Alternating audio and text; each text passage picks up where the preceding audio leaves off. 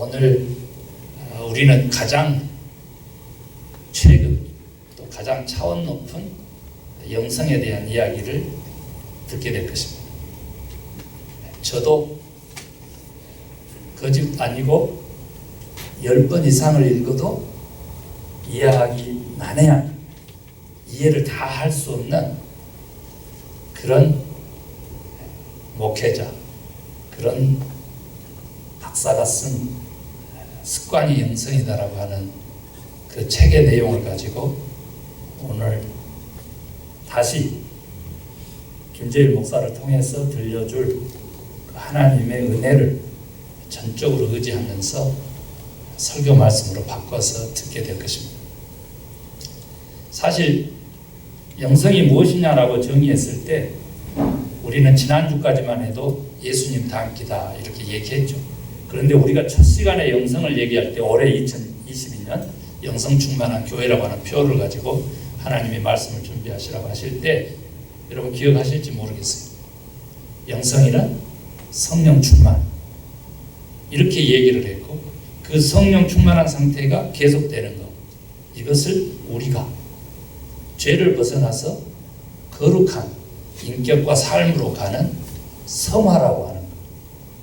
그래서 그리스도인의 최고의 삶의 목표인 성화, 그러니까 성스럽게 되어가는 과정까지를 포함한 그 용어인 성화, 그것이 곧바로 우리에게는 참된 영성이다. 그러니까 성령 충만한 상태가 어떤 상태냐? 우리의 존재가 죄된 존재에서 성스러운 존재로 바뀌는 그것을 영성이라고 한다면 그게 뭐냐라고 하는 거죠. 오늘 그 얘기를 하려고 하는 것입니다. 그래서 우리가 성화의 과정을 거쳐서 이제 주님 앞에 서게 되면 우리가 영화를 힘입는다 그러잖아요. 영화로운 존재로 우리가 변하는 거. 이게 기독교에서 우리 영혼에 대한 표현이고 우리 인생에 대한 표현인 것입니다. 그래서 이 거룩한 생활 이렇게 되는 것은 곧바로 세상적인 관점뿐만 아니라 하나님의 신앙적인 관점에서도 구별되다라고 하는 그 개념에서부터 출발한다. 이 구별되다는 또한 영광이라고 하는 개념하고 맞닿아 있다. 이렇게 보시면 되겠습니다. 그래서 우리가 성화받으면, 우리가 성화되면, 우리가 거룩한 삶을 지향하면서 나아가면, 그런 인생이 되면 하나님께 영광을 돌리는 인생의 목적이 달성되는 그리스도인들이 된다라고 하는 것입니다. 아멘입니까? 아멘. 예, 오늘 제가 설교 말씀을 드려도 우리는 이제 제자 훈련처럼 말이죠. 여호와의 말씀을 사모하라라고 하는 그 명령 속에서 여호와의 말씀을 사모하는 것이 꿀과 꿀보다 더 달다. 이런 그 표현을 할 정도로 강한 명령도 있지만 지식을 들어 마신 것 같은, 그래서 모든 세미나, 모든 또 공부 쫓아다니면서 저는 그런 과정들을 다 거쳤죠. 예수 막 믿을 때 우리 지역에서 열리는 모든 부흥회, 교사 강습회, 훈련, 캠프, 수련회 할 것 없이 막 쫓아다니면서 그 과정들을 거쳐서 그렇게 신앙이 크고 주의 종의 길을 가게 되고 말씀이 자리하게 되고 그렇습니다. 그런데 오늘 우리는 신앙의 3요소라고 기독교에서 말하는 3요소 뭐예요? 첫 번째 지성, 두 번째 정, 감정, 세 번째 뭐예요? 의. 그렇습니다. 감사합니다. 의 쪽이 나왔습니다. 지정의의 3요소의 균형이 맞아야 되는 거예요. 그런데 그동안 기독교를 통렬하게 지금 현재 비판하면서, 비판으로 그치는 게 아니고 대안을 제시하면서 주장하는 것은 뭐냐면 합리성, 이것이 복음이다라고 하는 영국의 톰 목사를 비롯해가지고 오늘 여기 스미스라고 하는 이 영성가를 통해서 우리에게 들려주는 것은 뭐냐면 바로 우리가 그토록 신봉하는 이성 중심의 합리성에 대한 통렬한 비판부터 시작한다는 거예요. 이 합리성, 이 이론이라고 하는 것을 우리가 언론 보면요, 정반합의 해결 이렇게 얘기하죠. 그래서 인류의 역사라고 하는 것은 정이 있으면 거기에 반발하고 다시 또 합이 이루어져서 다시 정이 되고 이런 역사적 순환적 논리를 펴기도 하죠. 그런데 실제 합리성의 가장 기본적인 띠은 뭐냐 그랬더니 데카르트 이야기죠. 나는 생각한다. 고로 나는 존재한다. 그래서 내가 생각하는 것, 즉 당신이 생각하는 것이 곧 당신이 됩니다. 이런 선전 문구를 썼어요. 그래서 인간을 규정하기를 생각하는 존재로만 인식하기 시작한 겁니다.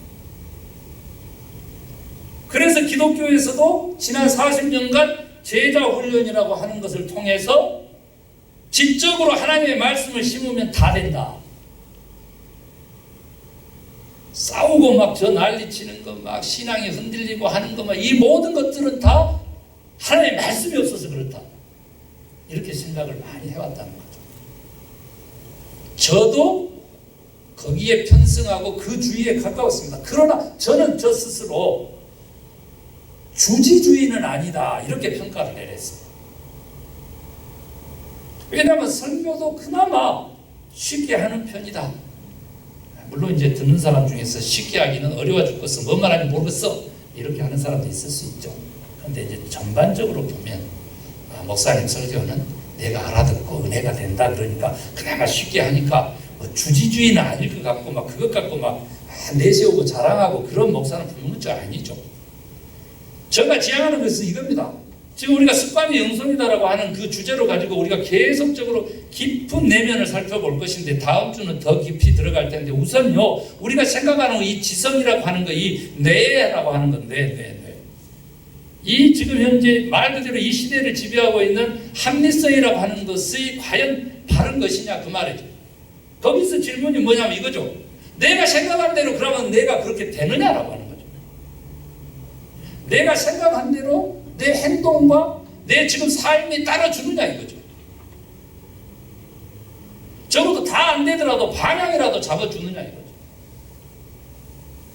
목사님 오늘 정말 놀라운 이야기 들었습니다. 마치 지금 주초에 저 멕시코처럼 우와 그래가지고 막 불이 타오르고 난리 나서 막 간증하고 고백하고 그래서 막 뜨겁단 말이에요. 기도도 뜨겁게 하고 막 뜨겁게 껴안고 막 보내기 싫어요 하면서 우리 다시 만나요 하면서 좋았다 이거예요. right? 그랬는데 다음날 그 다음날 돼서 그 불에 따른 방향이라도 잡고 거기에 따른 조그마한 행동이라도 실천이라도 그렇게 사라졌느냐라고 하는 거죠. 이 지식과 이 행동 사이에 간극을 무엇으로 메꿀 것입니다. 여러분 은혜 받았어요. 말씀으로 깨달았어요. 그랬죠. 그리고 그 깨닫는 순간 아니요 이 지성만 있는 게 아니고 마음속에 뜨거움이 있었어요. 그 마음의 결단을 했어요. 하나님. 그러니까 잘 살게 될 거예요 했는데 과연 행동이 거기에 따랐느냐는 거죠. 거기에 변화됐느냐는 거죠. 그래서 그 행동이 반복돼서 과연 존재가 바뀌었느냐는 겁니다. 아니죠. 저는 늘 얘기하잖아요. 그 지금 남미 계신 분들도 처음 들었다고 깜짝 놀라는 거예요.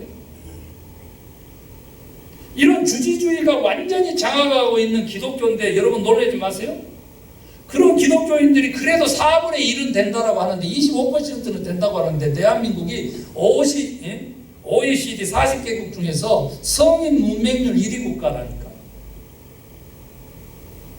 글을 읽는데 이해가 불가능하고 독해력이 없고요. 예를 들어서 김 목사가 이렇게 쉽게 설명을 해도 그걸 이해하지 못하고요.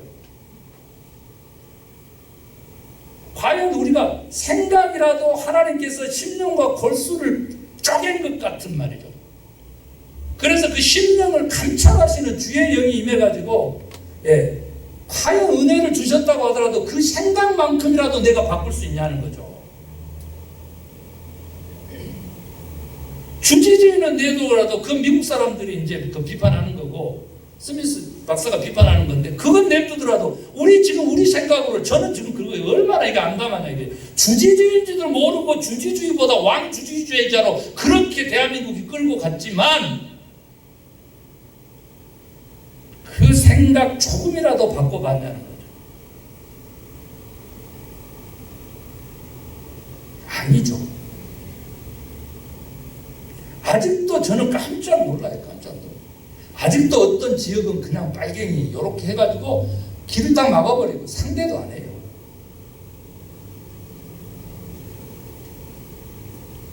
그 존재가 어떤 존재이고 그 삶이 어떤 삶인지 전혀 모르잖아요. 우리 교회 아직도 관계돼요. 그렇지만 안 나오신 지 오래된 권사님을 모시고 그 바쁜데 제가 식사 함께 했습니다. 저 얘기는 해야 돼요. 그랬더니 그냥 식사 도중 내내 트럼프가 그립다는 거예요. 막 김 목사는 정말 미쳐버리는 거죠. 그래가지고 뭐 바이든 요구한 것은 괜찮은데 다시 트럼프가 재집권해야 된다고 막 그러니까 저거 막 기절을 하는 거예요. 지금 전 세계 경기가 이만큼 되고 지금 우크라이나의 전쟁이 일어나고 이 모든 것들이 다 아메리카 퍼스트 트럼프 무식한 백인들 그래서 인종 우월주의에 차있는 그 사람들 레드 스테이트에서 트럼프 찍어가지고 지금 벌어진 일이라고 그랬더니 저한테 막 깜짝 놀라는 거예요. 막 퍼부스는 거예요. 바이든은 가톨릭 천주교고 트럼프는 크리스찬이야. 오 마이 갓.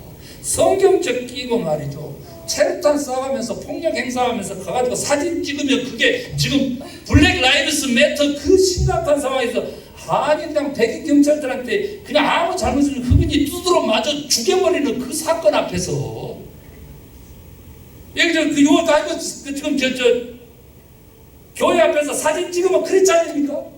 제가 그래서 화가 나가지고 아세요?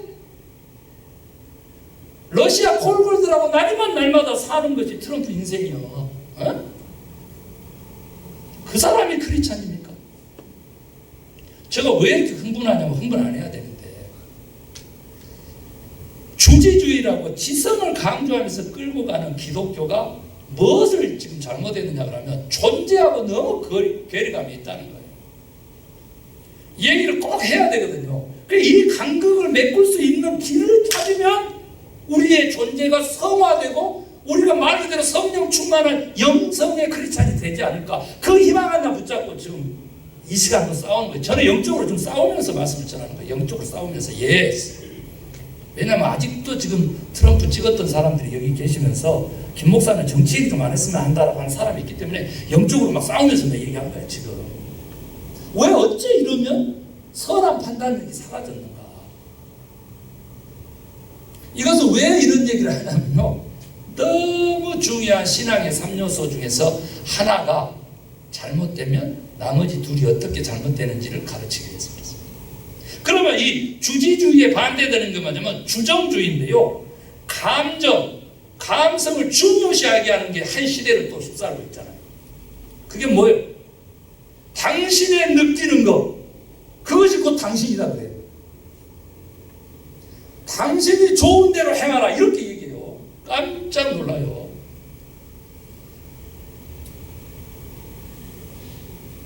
이성이 감성을 터부세하니까 감성이 반발로 이성을 도전하는 것이죠. 그랬는데 여러분 아세요? 단주, 방 어딘지 아시죠? 단주가 뭔지 아시죠? 네, 알코올 중독자 치료하는 방. 단도박 그 모임에 가면 뭐라 그러는지 아시죠? 캐치프레이즈. 당신이 좋아하는 것, 당신이 가장 좋다고 느끼는 것, 그것 때문에 당신이 지금 여기 와 있습니다. 인생 망쳐가지고. 그러니까 지금 보면 주정주의, 감정 중심도 아니잖아요. 우리 기독교 특별히 있잖아요. 감성 터치를 하는 그런 메시지, 또 감성 터치를 하는 그런 화려한 예배, 그래서 은사주의, 신비주의 이런 것들을 통해 가지고 교회를 어마어마하게 부흥했던 그 대형 교회들이 LA에 가득 찹니다. 감성주의.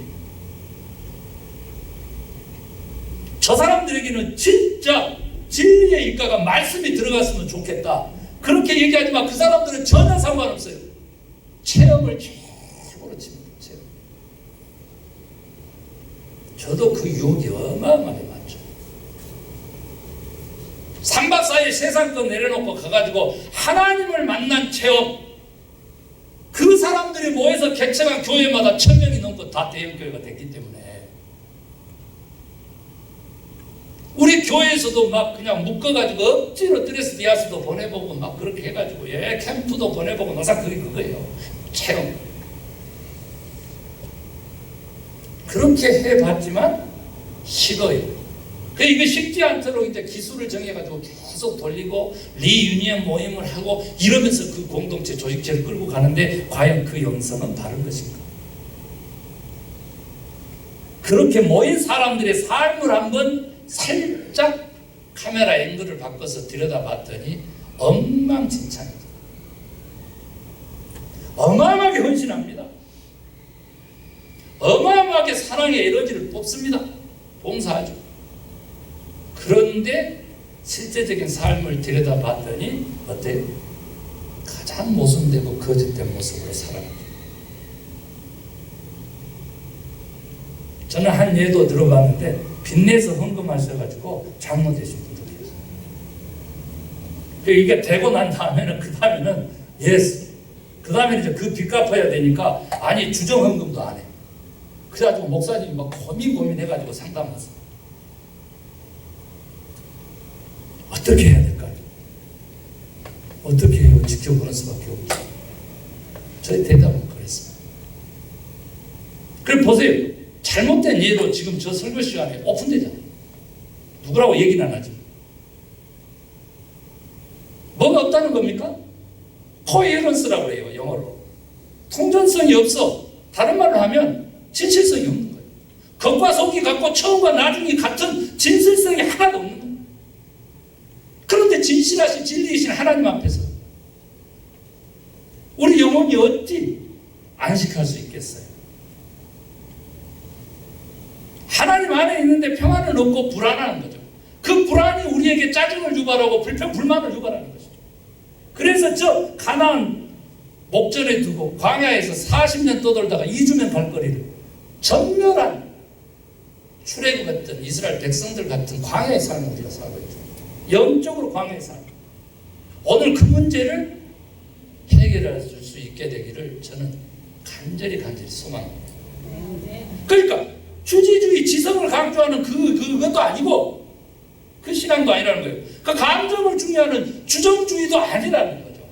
그러면 뭐냐 그랬더니 여지껏 저 설교가 틀리지 않았다는 것이 다시 한번 확인되는 거예요. 목사님이 그런 책을 가져왔겠지. 그 자기가 좋아하는 것 뽑아서 읽으니까 그렇게 가는 거야. No! 하나님의 역사심 속에서 이 위대한 책이 나온 거예요. 그러니까 그걸 소개하는 거예요. 그게 뭐냐 그랬더니 저 얘기하잖아요. 하나를 알아도 지식이 하나에도 실천의 자리 의로 가면 100이 될 수 있는 것이 기독교다 그래요. 제가 100을 알아도 하나의 의가 따르지 않으면 그거 다 뜬구름 잡기 가짜다. 헛것된다는 거죠. 왜 교회가 실내에서 100의 지식을 쏟아붓고 그렇게 포식하게 만들고 저 사회에서 일상에 살면서 하나님의 영광을 드러내고 뜻을 실현해야 돼. 의 부분은 단 한 번도 모범을 보이지 않고 하느냐는 거죠. 제가 어찌 40년 50년 선교하신 분에게 가서 제가 세미나를 합니까? 제가 강사비 받으면서 할 수가 없는 것이죠. 그런데 그 의 하나가 있었기 때문에 믿은 대로 실천한 거, 행한 거, 그거 하나가 있었기 때문에 그거 붙잡고 가서 봤더니 본인들도 깜짝 놀라는 것이죠. 구체적으로 우리가 뭐해 먹고 살 것을 얘기할 것이 아니라 목사님을 불러다가 우리가 말씀 공부를 다시 해야 되겠다. 신학 공부를 다시 해야 되겠네. 여러분요, 하나님은 우리 성도님들의 삶이 80이 넘으셨어도 오늘 하나님과 더 가까이 변화받기를 소망합니다. 우리 하나님은 그렇게 여러분을 그렇게 사랑하시고 그렇게 바람과 꿈을 가지고 계세요. 하나님이 나 같은 사람에게 무슨 꿈을 품어? 예스! 꿈이 있습니다. 그래서 해결책은 있습니까 말이죠. 해결책.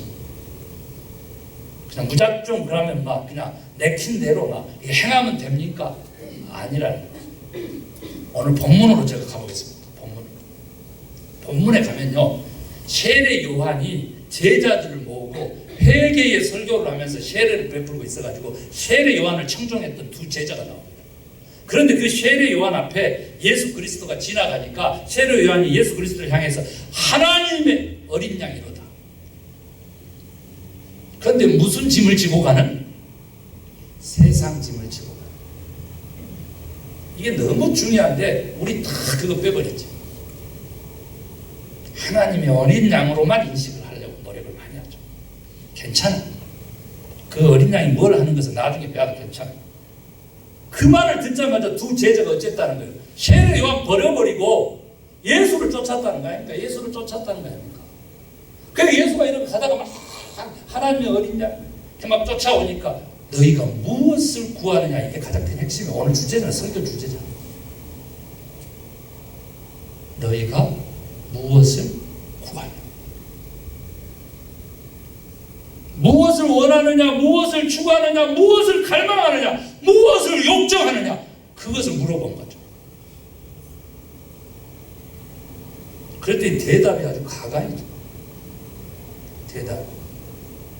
어디에 계시오니까? 여러분 혹시 이거 아세요? 우리 영어 공부 잠깐 하고 갈게요. 비동사는 존재동사라 그래요.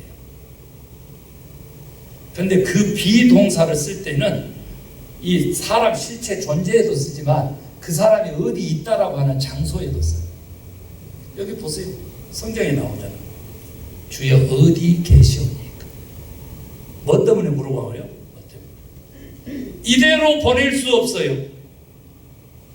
나는 당신을 원해요. 나는 당신과 함께 거하기를 원해요. 함께 있기를 원해요. 그러니까 어디 계시오니까 가고 물어보는 거예요.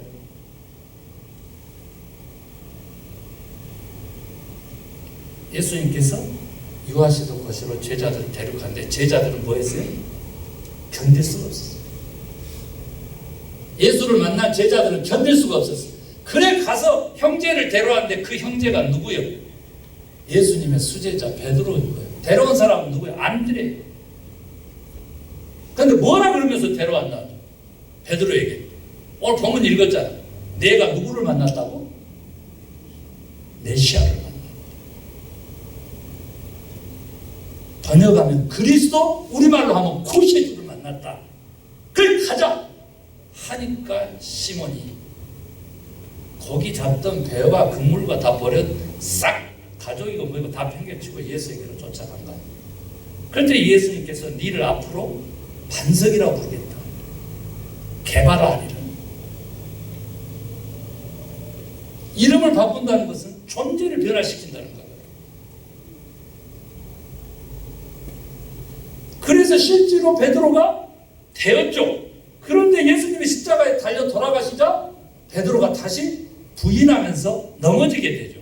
그랬을 때 요한복음 우리가 이게 첫 장을 읽었는데 요한복음 21장 마지막 장으로 가면은 예수님께서 부활하신 이후에 갈릴리에서 지금 다시 옛 업으로 돌아가서 고기 잡고 있는 베드로를 불러가지고 뭐 하시는 거예요? 떡과 고기를 친히 구워가지고 먹고 마시고 사는 문제는 내가 책임질 테니까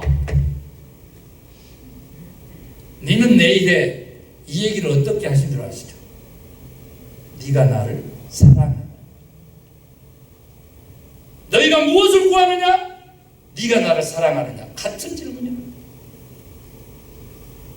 내가 주를 사랑하는 줄 주께서 아십니다. 그랬더니 내 어린 양을 치라 먹이라. 그래서 고기 잡는 업무가 사람 낳는 업으로 되고 예수님의 수제자가 되고 교회의 고백자가 돼서 교회의 기둥이 되고 반석이 됐잖아요. 존재적인 변화가 일어난 거죠. 무엇입니까? 우리 구하는 걸 들여다봐요. 생각하는 것이 곧 내가 되는 것이 아니고 주님은 오늘 말씀하시기를 네가 살아가는 것이 곧 네가 되는 것이다. 아멘 하시기 바랍니다. 오늘 이 시간 필요 없어요. 이 시간 설교가 이대로 끝나고 예배가 이대로 끝나도 좋은데 여러분 지금 생각해야 될 것은 내가 진정 사모하는 것, 내가 진짜 사랑하는 것, 그것이 곧 내가 된다 그러니까 그게 뭐냐고 말이에요. 멕시코 선교사님들에게 이 설교를 하면서 무엇을 사랑해야 됩니까? 무엇을 사랑해야 됩니까? 막 이러는 거예요. 사랑하는 게 없는 것입니다. 성교라고 하는 단어 자체를 사랑했는데 성교의 개념이 수십 가지인데 그것조차도 정립이 안 돼 있으니까. 그래서 제가 얘기했습니다. 이것저것 다 떼면 생명을 사랑하십시오. 선교사는 그리스도인들은 생명을 사랑하면 돼요. 그런데 하나님께서는 잠언서를 통해서 우리에게 가르쳐 주죠.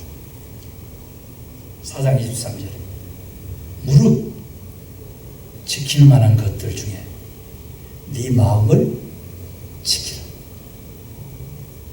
생명의 근원이 이에서 남이니라.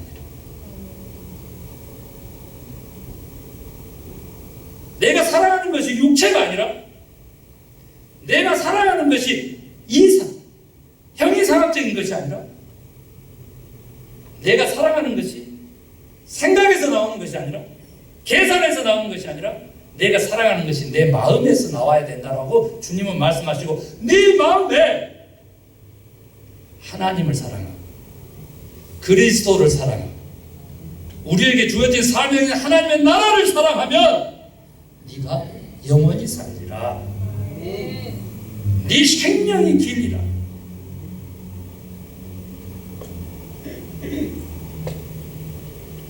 내가 사랑하는 것 그것이 곧 내가 된다라고 하는 그 인식이 지금 가장 중요하다. 그래서 자기가 사랑하는 것을 행한 대로 하나님의 그 존재를 바꿔주신다. 생명을 사랑함으로써 복음 전도를 사랑하게 되면 전도의 은사를 주셔서 전도의 왕이라고 하는 존재를 바꾸시는 것입니다. 하나님을 사랑으로 봐서 하나님을 사랑하는 것은 이웃을 사랑하는 거다 생각하고 사랑을 실천하다 보면 내 존재가 사랑 덩어리,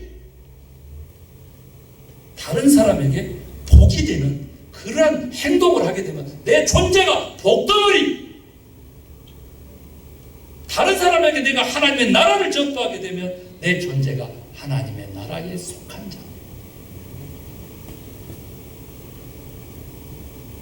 사랑하는 성도 여러분, 지금 깨달을 수 있게 되기를 바랍니다. 내가 무엇을 사랑하는가? 내가 누구를 사랑하는가? 내가 어떻게 사랑하는가? 사랑이 곧 존재가 되는 거기에 대한 확실한 믿음만큼이라도 가지시기를 주의 이름으로 축원합니다.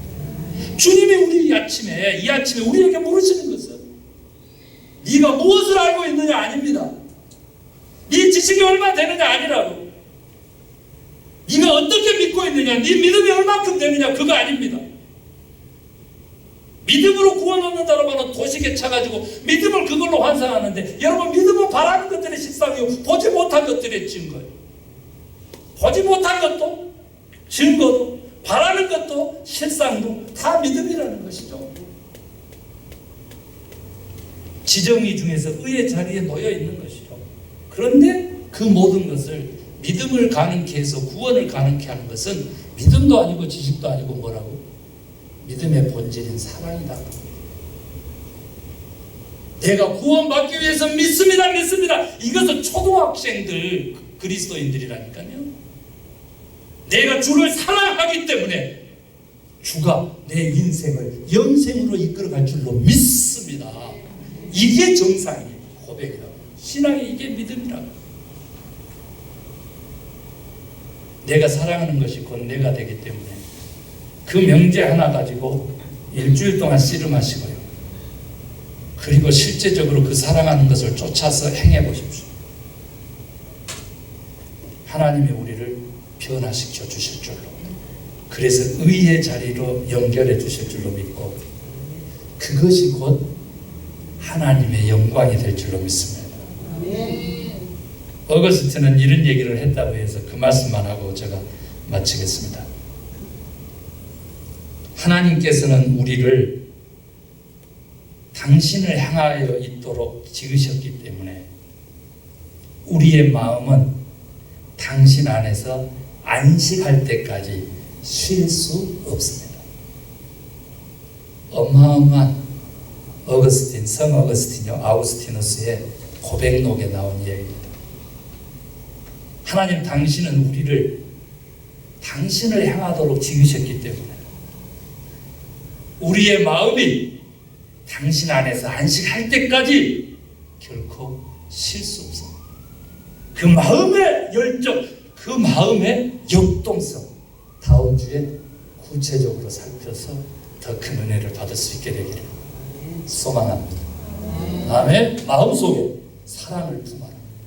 그것이 곧 네가 된다. 이게 오늘 주의 말씀. 무엇을 구하느냐? 사랑을 구하고 나를 구하더라. 주의 음성 들을 수 있게 될 줄을 믿습니다.